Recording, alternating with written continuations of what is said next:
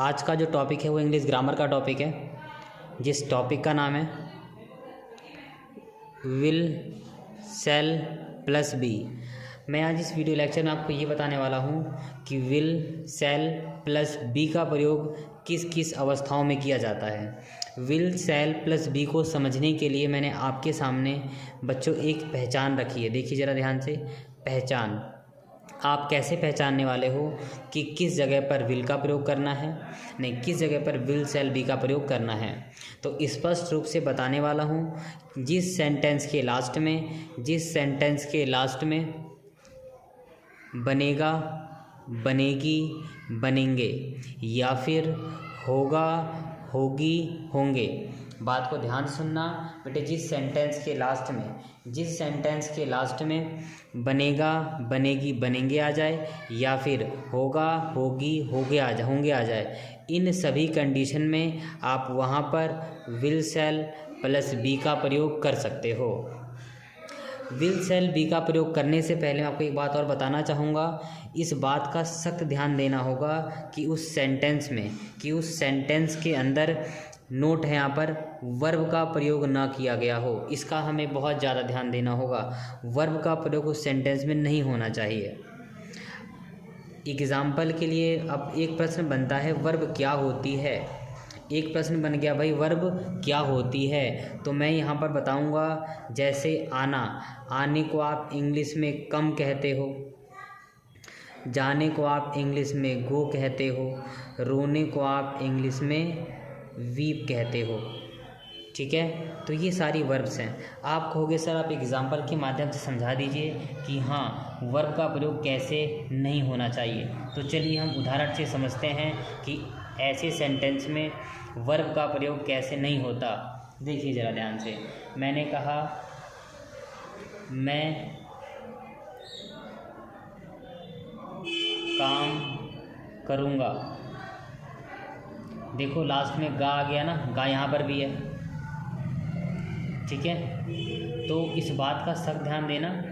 काम जो है, मैं काम करूँगा, तो काम करूँगा ये वर्ड कहाँ से आया होगा। मेरे हिसाब से तो काम करना से आया होगा। तो काम करना बच्चों देखो, काम करना क्या है, काम करना एक वर्ब है। काम करना क्या है, काम करना एक वर्ब है। अब आप कहोगे सर आपने इसे वर्ब कैसे कहा, इस सेंटेंस में और भी तो वर्ड्स थे, आपने इसे ही वर्ब क्यों कहा। तो मैं आपको बताऊंगा वर्ब क्या होती है। प्यारे बच्चों ध्यान से समझना, वर्ब वो होती है जिस शब्द के लास्ट में, जिस शब्द के लास्ट मतलब अंत में ना आ जाए। क्या आ जाए बच्चों, अंत में ना आ जाए। आप कहोगे सर एग्जाम्पल से समझा दीजिए, तो मैं आपके सामने एग्जाम्पल पेश आउट करूँगा। देखो जैसे वर्क मतलब होता है काम करना, इसके लास्ट में ना आ रहा है, ये भी एक वर्ब है। डांस मतलब होता है नाचना, इसके लास्ट में भी ना आ रहा है, ये भी एक वर्ब है। प्ले मतलब होता है खेलना, इसके लास्ट में भी ना आ रहा है, ये भी एक वर्ब है। सी मतलब होता है देखना, इसके लास्ट में भी ना आता है, तो सी भी एक वर्ब है। वॉच मतलब होता है देखना ना, लास्ट में ना आ रहा है, ये भी क्या है, एक वर्ब है। चलिए और भी एग्जाम्पल से समझते हैं। एक्ट का मतलब होता है काम करना, लास्ट में ना आ रहा है, ये भी एक वर्ब है। सिट मतलब होता है बैठना, लास्ट में ना आ रहा है, ये भी एक वर्ब है। बीट मतलब होता है पीटना, लास्ट में ना आ रहा है, ये भी एक वर्ब है। बात मतलब होता है नहाना, लास्ट में ना आ रहा है, ये भी एक वर्ब है। एब्यूज़ मतलब होता है गाली देना, लास्ट में ना आ रहा है, ये भी एक वर्ब है। तो मेरे बच्चों, प्यारे बच्चों, एक बात और ध्यान देना। आपके सामने मैं एक बात बता दूँ क्लियर, अगर आप इंग्लिश की कोई भी ग्रामर की बुक उठाओगे तो उसके अंदर वर्ब का एक प्रॉपर चैप्टर दिया गया होता है। क्या होता है बच्चों, चैप्टर होता है। कुछ ऐसी ही वर्ब्स यहाँ होती हैं, तो आप उस चैप्टर पर जाकर प्लीज़ ऐसी सारी की सारी वर्ब को याद कर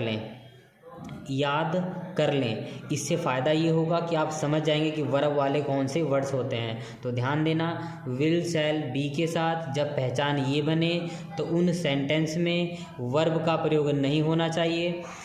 वर्ब वो होती है जिसके लास्ट में ना होता है। मैंने आपको शायद समझाया होगा कि लास्ट में ना आ रहा है तो सारी वर्ब हैं। तो ऐसे वर्ड्स का प्रयोग जिस सेंटेंस में आएगा वहाँ पर आप विल शैल प्लस बी का प्रयोग नहीं कर सकते। वहाँ पर केवल और केवल एडजेक्टिव का प्रयोग किया जाएगा। ये समझते हैं एडजेक्टिव क्या होते हैं और एडजेक्टिव का प्रयोग किस प्रकार से विल शैल बी के साथ किया जाता है। चलिए देखिए ज़रा ध्यान से। नोट लिखा है मैंने यहाँ पर, नोट दिख रहा है बच्चों, मैंने यहाँ पर नोट लिखा हुआ है। नोट में बताया गया है एडजेक्टिव का प्रयोग किया जाएगा। ध्यान रखना, आपने शायद अभी वीडियो लेक्चर में देखा होगा ध्यान से, एडजेक्टिव का प्रयोग किया जाएगा। कहाँ पर किया जाएगा? देखिए बच्चों, स्टार्टिंग में पढ़ा विल शैल बी, ऐसे सेंटेंस जिसके लास्ट में इन शब्दों का प्रयोग हो तो वो केवल और केवल किसके साथ होंगे? केवल और केवल एडजेक्टिव के साथ इसका प्रयोग किया जाएगा। अब प्रश्न ये बनता है बच्चों कि एडजेक्टिव क्या होते हैं। क्या होते हैं? तो एडजेक्टिव क्या होता है, जैसे अब मैं बताऊं, जैसे एक वर्ड है पागल, पागल को आप कहते हो मैड। जैसे एक वर्ड है बुरा, बुरे को आप कहते हो बैड। जैसे एक वर्ड है अच्छा, अच्छे को आप कहते हो गुड। तो ये सारे के सारे जो 3 वर्ड्स लिखे हैं ये एडजेक्टिव के वर्ड्स हैं। अब आप कहोगे सर ये वर्ड एडजेक्टिव हैं, एडजेक्टिव क्या होता है? तो मैं बताऊंगा, एडजेक्टिव का मतलब होता है विशेषण। क्या होता है बच्चों? विशेषण। अब कहोगे विशेषण क्या होता है? तो मैं कहूँगा कुछ ऐसे शब्द होते हैं जिससे आप किसी व्यक्ति या वस्तु या फिर जगह की विशेषता जान जाओ, उसे ही आप एडजेक्टिव कहते हो। जैसे मैं कह दूं व्यक्ति का नाम लूँ, जैसे मैंने कहा राम, बस समझना, राम काला होगा। तो राम को मैंने कैसे पहचाना? काला से। तो काला एक एडजेक्टिव हुआ, लास्ट में होगा आ गया ना, पहचान है। वस्तु की बात करूं, मैंने कहा पेन नीला होगा, तो पेन को कैसे पहचाना? नीला से, ये भी एक हो गया एडजेक्टिव, नीला एक एडजेक्टिव हो गया। जगह मान लो मैंने कहा लाल किला एक जगह है ना, मैंने कहा लाल किला, मैंने कहा लाल किला लाल होगा, तो मैंने कैसे पहचाना? लाल से। तो जिस चीज़ से, जिस शब्द से व्यक्ति की पहचान कर लो, वस्तु की पहचान कर लो या जगह की पहचान कर लो, उसे ही आप एडजेक्टिव कहते हो। ये तो डेफिनेशंस हो गई। चलिए हम देखते हैं एडजेक्टिव के कैसे वर्ड्स होते हैं। आपके सामने मैंने कुछ एग्जांपल रखे हैं, जैसे स्वीट मतलब मीठा, स्लो मतलब हल्का या धीरे, ठीक है, पुअर मतलब गरीब, वीक मतलब कमज़ोर, यंग मतलब जवान, ब्यूटीफुल मतलब सुंदर, लाउड मतलब ऊंची आवाज़, फुलिश मतलब मूर्ख, केयरफुल मतलब सावधान, एक्टिव मतलब फुर्तीला। यह बच्चों कुछ ऐसे वर्ड्स हैं जो कि एडजेक्टिव के अंदर आते हैं। अब आप ये सोच रहे हो क्या एडजेक्टिव के कुल इतने ही शब्द होते हैं, इतनी ही वर्ड मीनिंग्स होती है? तो मैं आपसे एक बात कहूँगा, ग्रामर की किसी भी किताब को उठाओगे तो एडजेक्टिव का प्रॉपर आपको एक मिलेगा चैप्टर। क्या मिलेगा बच्चों? प्रॉपर मिलेगा एक चैप्टर। उस चैप्टर में कई सारी क्या होंगी? वर्ड्स मीनिंग होगी। क्या होगी बेटे? वर्ड मीनिंग होगी। प्लीज़ इन सभी वर्ड मीनिंग को आप क्या कर लो? लर्न कर लो। क्या कर लो बच्चों? इसे आप लर्न कर लो। लर्न करने के बाद आप समझ जाएंगे एडजेक्टिव्स क्या होते हैं। तो ध्यान रखना, केवल एडजेक्टिव के साथ ही आप विल शैल प्लस बी का प्रयोग कर सकते हो। मैं आपको दोबारा समझाता हूँ हम क्या पढ़ रहे थे। देखो बच्चों, हम विल शैल प्लस बी कर रहे थे और इसका प्रयोग पढ़ने के लिए हमें ऐसे एडजेक्टिव का आना बहुत ज़्यादा ज़रूरी है। चलिए बिना देर किए हम समझते हैं कुछ एग्जांपल्स से इस पूरी की पूरी एक्सरसाइज और विल शैल प्लस बी के चैप्टर को। देखिए ज़रा ध्यान से, यहाँ पर क्या है आपके सामने, देखो बच्चे एक एग्जाम्पल दिया है मैंने, एक एग्जाम्पल दिया हुआ है, समझना है। तो रूल नंबर पहला है, पहले हमें सब्जेक्ट का प्रयोग करना है, फिर विल और शैल में से किसी एक को लगाओगे, फिर बी लगाओगे, फिर एडजेक्टिव लगाओगे, ठीक है। अब मैं आपको बता दूं पहले एक एक नियम हम बताने वाले हैं। देखिए नियम क्या है, अगर सब्जेक्ट मतलब कि सब्जेक्ट की स्टार्टिंग आई से हो या वी से हो तब तो आप वहाँ पर सेल लगा दो। क्या लगा दोगे? सेल लगा दोगे। आई और वी है तो सेल लगा दोगे। इसके अलावा कुछ भी आ जाए तो आप वहाँ पर विल का प्रयोग करेंगे। अब विल क्या होता है, बात को ज़रा ध्यान से समझना कि अलावा का मतलब क्या है। जैसे कि आई और वी तो हट गया, आपके सामने बचा क्या? आपके सामने बचा ही, और क्या बचा? सी, इट, और क्या बचा? One name. तो इन सब के साथ विल लगा दोगे। और क्या बचा? यू,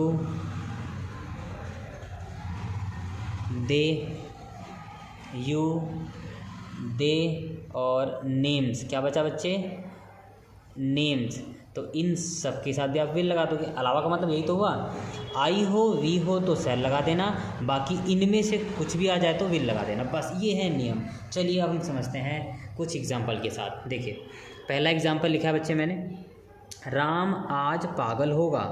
चाहे आप होगा पढ़ लो या राम आज पागल बनेगा पढ़ लो, बात तो एक ही है ना। तो राम को राम कहते हैं, बात को सुनते रहना आराम से। राम को राम कहते हैं। अब देखो राम तो लगा दिया, विल और सेल में से कोई एक चीज़ लगानी है, अब देखो अब विल लगाऊं या सेल लगाऊं, तो ये मैं नहीं बताने वाला, ये मैं नहीं बताऊंगा, ये रूल बताएगा। देखो स्टार्टिंग में राम है ना, राम तो एक नाम है, राम एक नाम है, और वन नेम के साथ विल लगता है तो राम विल, तो विल सेल में से एक लगा दिया विल। अब बचा क्या? बी, तो राम विल बी। अब विल बी आ गया, अब बचा एडजेक्टिव। एडजेक्टिव क्या है? पागल। पागल को आप क्या बोलते हो बच्चे? मैड। एक वर्ड बचा क्या? टुडे बचा ना। आज को बोलते हैं टुडे, तो लास्ट में लिख दो टुडे। ठीक है, ऐसे बनेंगे। ये होगा इसका आंसर। एक और एग्जांपल देखिए ज़रा, मैं समझदार बनूंगा ये कह लो, या फिर मैं समझदार होऊंगा ये कह लो। चलिए एग्जांपल देखते हैं। मैं को आई कहते हैं, सब्जेक्ट लगा दिया, विल और सेल में से कोई एक चीज़ लगानी। अब बताओ विल लगाऊं या सेल लगाऊं, तो ये मैं नहीं बताने वाला, ये आई बताएगा। आई के साथ क्या कहता है भाई? आई कहता है मुझे साथ क्या लगा दूँ? सेल लगा दो। तो ये लगा दिया मैंने सेल, तो आई ये रहा, विल सेल में से मैंने सेल निकाल दिया, बचा क्या? बी। तो आई सेल बी, एडजेक्टिव लगाना है तो क्या बनूंगा मैं? समझदार। समझदार को क्या बोलते हैं? वाइज। हो गया। एक और एग्जांपल देखो, एक और एग्जांपल देखिए जरा ध्यान से। हमको बोलते हैं वी, क्या बोलते हैं बच्चे? वी।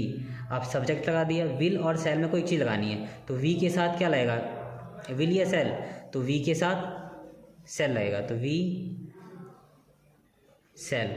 अब बचा बी, ये आ गया बी, तो वी सेल बी।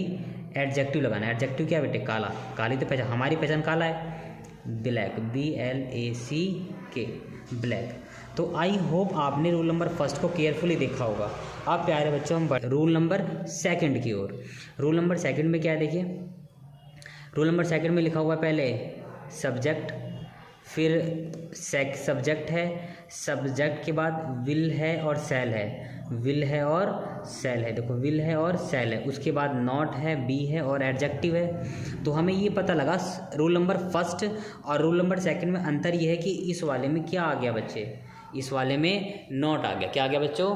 नॉट आ चुका है। अब जब इसके अंदर नॉट आ चुका है तो हमें ये समझना है भाई कि नॉट से क्या फ़र्क पड़ेगा। तो नॉट से कुछ खास फ़र्क नहीं पड़ना। देखो ज़रा ध्यान से, जैसे एग्जाम्पल लिखा हुआ है तुम अच्छे नहीं बनोगे, तो लास्ट में देखो बनोगे आ गए। अब हमें ये समझना, जैसे मान लो कई सारे सेंटेंस आ गए, अब समझना होता है EZMR लगाऊं, वॉज वर लगाऊं या विल बी सेल भी लगाऊं, तो लास्ट में बनोगे आ गया ना। अब देखो मैंने शायद हमने पढ़ा है ना, हमने पढ़ा तो हुआ था, हमने क्या पढ़ा था देखो ज़रा ध्यान से, हमने बच्चे ये पढ़ा था ना, देखो ज़रा ध्यान से पढ़ा था, विल सेल बी तब लगाएंगे जब लास्ट में बनेगा बनेगी बनेंगे या होगा होगी होंगे आ जाए। तो देखो बनोगे मतलब बनेंगे, मैच हो गया ना। तो इसका मतलब क्या हुआ? इसका मतलब ये हुआ कि यहाँ पर विल सेल आएगा। अब तुमको यू कहते हैं, तुमको यू कह दिया। अब बताओ ये आ गया, विल और सेल में कोई एक चीज़ लगानी है, तो विल लगाऊँ या सेल लगाऊँ? ये मैं नहीं बताऊँगा, ये मैं नहीं बताऊँगा जी सर, ये मेरा रूल बताएगा। ये कौन बताएगा? ये तो मेरा रूल बताने वाला है सर। देखो रूल कैसे बताएगा, देखो रूल ऐसे बताने वाला है। रूल में क्या लिखा हुआ? आई है और वी है तो सेल, बाकी कुछ भी आ जाए, बाकी कुछ भी आ जाए, कुछ भी। तो आई और वी तो है नहीं, अगर आई वी होता तो मैं सेल लगाता, कुछ भी आ जाए। तो आई वी नहीं है तो आप यहाँ पे क्या लगाओगे, विल लगा दोगे कि सेल आता है उसके साथ। एक बार और लिख देता हूँ यहाँ पर, ज़रा ध्यान से देख लीजिए, डाउटफुल है तो, अगर डाउट में हो तो एक बार देख लो। आई हो वी हो तो आप लगा देना सेल, ठीक है बच्चों। और मान लो ही आ जाए या सी आ जाए, इट आ जाए या वन नेम आ जाए, ठीक है, तो आप वहाँ क्या लगा दोगे, विल लगा दोगे। एक और चीज़ देखो, यू आ जाए, दे आ जाए या नेम्स आ जाए, तो यहाँ पर भी आप क्या लगा दोगे, विल लगा दोगे। देखो तो मैच क्या हो रहा है, यू के साथ विल आ रहा है तो यू विल आ गया। अब देखो सब्जेक्ट है, विल सेल में लगा दिया, नॉट है तो नॉट लगा दो, नॉट। बी है, बी। अब कह रहा है एडजेक्टिव, सर एडजेक्टिव लगाना है। एडजेक्टिव मतलब क्या, अच्छा, अच्छे को आप क्या बोलते हो, गुड, ठीक है। अब बढ़ते हैं रूल नंबर 3 की ओर। केयरफुली देखना एकदम अच्छे से, कोई लापरवाही नहीं, जल्दबाजी कुछ है ही नहीं, मजे में देखो। अब देखो ये वाला जो केस है वो इसे बोलते हैं इंटेरोगेटिव। क्या बोलते हैं बच्चे, इस वाले केस को बोलते हैं इंटेरोगेटिव। इंटेरोगेटिव वाला में क्या होता है भाई, इंटेरोगेटिव की पहचान ये होती है कि उसके रूल के स्टार्टिंग में विल और सेल आ जाता है। तो आ गया ना, विल सेल की, जब विल और सेल स्टार्टिंग में आ जाएगा तो उसे ही हम कहते हैं क्या, ध्यान रखना। तो क्या आ गया, क्या वे गरीब होंगे, तो वे को दे बोलते हैं। बात को ज़रा केयरफुली देखना, ये थोड़ा इंटरेस्टिंग टॉपिक है। वे को दे कहते हैं। अब बताओ दे के साथ मैं विल लगाऊं या सेल लगाऊं, तो दे लिखा हुआ है, देखो दे के साथ क्या लगना है, विल लगना है। क्या लगना है बेटे, विल लगना है। अब देखो विल यहाँ लगाऊं या यहाँ लगाऊं, तो रूल कहता है कि इस बार विल सेल आगे चला गया। देखो पहले सब्जेक्ट के बाद था, अब सब्जेक्ट के पहले है, तो यहाँ पर आ जाएगा विल, ठीक है। विल दे, फिर आएगा बी। एडजेक्टिव क्या है बेटे, गरीब को क्या बोलते हैं, पुअर, क्वेश्चन मार्क। अब आप कहेंगे सर इसकी मीनिंग क्या होगी, तो ध्यान रखना, जब स्टार्टिंग में विल सेल आ जाता है तो इसे पढ़ते हैं क्या, क्या वे गरीब होंगे, ठीक है। इसी के तरीके जिसे हम इसी प्रकार से करते हैं। इसका जस्ट अगला रूल, रूल नंबर 4, कोई सस्पेंस, कोई जल्दबाजी नहीं है, केयरफुली देखना है एकदम, कोई अंतर नहीं। देखो इस वाले में नॉट नहीं है, इस वाले में नॉट है, बस ये अंतर है। सेंटेंस में स्टार्टिंग में जब विल और सेल आता है तो अपने आप ही हिंदी वाक्य में क्या जाता है। अब देखो तुमको यू कहते हैं, यू के साथ क्या लगता है, देखो यू के साथ विल लगता है। अब विल यहाँ लगाऊं या यहाँ लगाऊं, अगर स्टार्टिंग में क्या आ गया तो विल यहाँ लगता है, ठीक है ना। तो क्या आ गया ना, तो विल यहाँ लगा दो, विल। तो will you be, sorry not वाला है ना, तो सब्जेक्ट के बाद नॉट आएगा, not be rich, question mark, ठीक है। अब बढ़ते रूल नंबर 4 की ओर, केयरफुली देखना है रूल नंबर 4। अब रूल नंबर 4 को समझने से पहले थोड़ी सी बातों को समझना बहुत ज़रूरी है, चैप्टर को गंभीरता से लेना थोड़ा सा। इस वाले में विल सेल भी स्टार्टिंग में नहीं है, सब्जेक्ट भी स्टार्टिंग में नहीं है, एक नया वर्ड आ गया, WH फैमिली। अब पता है बात यहाँ फंस गई बच्चों कि ये WH फैमिली क्या होता है। हमें WH फैमिली को लिखना है पहले। WH फैमिली कोई हुआ नहीं है, कोई भूत प्रेत नहीं है, कोई हीरो हीरोइन नहीं है। WH फैमिली के क्या होते हैं, कुछ वर्ड्स होते हैं। क्या होते हैं बच्चों, कुछ वर्ड्स होते हैं। जैसे उनमें से कुछ मैंने 6 वर्ड्स आपके सामने लिखे, जैसे व्हेन मतलब कब, है ना, वाई मतलब क्यों, हाउ मतलब कैसे, वेयर मतलब कहाँ, हाउ मैनी मतलब कितना, वो मतलब कौन।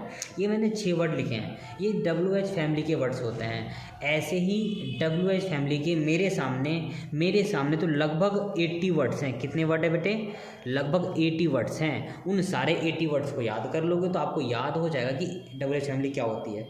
आज मैं सिर्फ आपको यही तो बताने वाला था, XMR का प्रयोग कहाँ करते हैं यही तो बताना है ना बच्चों मेरे को, तो मैं यही बताने वाला हूँ, ठीक है। तो ऐसे वर्ड्स को आप WH फैमिली कहते हो। अगर किसी सेंटेंस में WH फैमिली के वर्ड्स आ जाएं तो उन वर्ड्स को आप स्टार्टिंग में लिखते हो। तो चेक करते हैं क्या इनमें से कोई वर्ड्स मैच हो रहा है। हम क्यों काले होंगे, कोई मैच हो रहा है, देखो सोचो हम, अच्छा क्यों मैच हो गया ना, देखो मिला, क्यों को आप बोलते हो वाई, बोलते हो ना वाई, ठीक है। अब जब WH फैमिली का वर्ड मिल गया तो उसे आप कहाँ लिखोगे, स्टार्टिंग में। कहाँ लिखोगे, स्टार्टिंग में। तो इसे आप बोलोगे वाई, तो ये आ गया वाई, ठीक है। सॉरी WHY, इसे क्या बोलते हैं बेटे, WHY लिख दिया स्टार्टिंग में। WH फैमिली का वर्ड लिखने के बाद आपको विल और शैल में से कोई एक चीज़ लगानी है। सर एक चीज़ क्या लगाएंगे? हम है ना, हम देखो स्टार्टिंग में क्या लिखा हुआ, हम के साथ वी बोलते हैं, हमको वी कहते हैं, वी के साथ क्या आता है? शैल, तो वाई शैल। फिर सब्जेक्ट लिखना है, सब्जेक्ट क्या है? वी। फिर क्या लिखना है बच्चे? बी। फिर एडजेक्टिव, एडजेक्टिव मतलब क्या? काले, ब्लैक। Question mark. हो गया कंप्लीट सेंटेंस। चलिए अब करते हैं रूल नंबर 6 में क्या है? अरे यहाँ पर भी WH फैमिली लिखा है स्टार्टिंग में, तो इसका मतलब ये है कि हमें पहचानना पड़ेगा क्या इस सेंटेंस में WH फैमिली का कोई वर्ड है। पहचानो। मैं कब अमीर नहीं बनूंगा। मिल गया। कब को इंग्लिश में क्या बोलते हैं? कब है इसके अंदर? मैच हो रहा है। हाँ अरे मैच हो गया सर, ये रहा देखो, वैन कहते हैं, तो वैन को हम लिखेंगे स्टार्टिंग में। रूल कहता है स्टार्टिंग में लिख दो, तो वैन आ गया स्टार्टिंग में। ठीक है, जैसे WH फैमिली का वर्ड आ गया तो हमें विल और शैल में कोई एक चीज़ लगानी है, अब बताओ विल लगाऊं या शैल लगाऊं? तो मैं है, मैं के साथ क्या आता है? शैल, तो ये आ गया शैल। फिर लिखना है सब्जेक्ट, तो सब्जेक्ट आई है। फिर लिखना है नॉट, तो ये आ गया नॉट। फिर लिखना है बी, तो ये आ गया बी। अब लिखना है एडजेक्टिव, एडजेक्टिव क्या है? अमीर, मतलब रिच, RICH, रिच। तो when shall I not be rich. तो ये थे कुछ विल शैल प्लस बी के कुछ यूजेस थे बच्चों। मैं उम्मीद करता हूँ आप लोगों ने इस वीडियो लेक्चर को बहुत आराम से देखा होगा। आपसे मैं अंत में एक बात और कहना चाहता हूँ, इससे बाहर एक सिंगल वर्ड नहीं है जो कि विल शैल बी का कोई भी एक सिंगल टॉपिक भी हो, ध्यान रखना। तो यही था विल शैल बी का कंप्लीट